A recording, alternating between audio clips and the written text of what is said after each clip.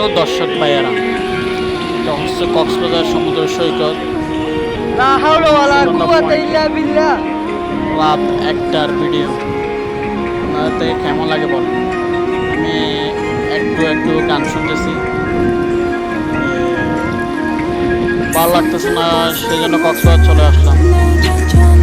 তো কক্সবাজারটা এত মজা বলার বাইরে, সবাই আসবেন।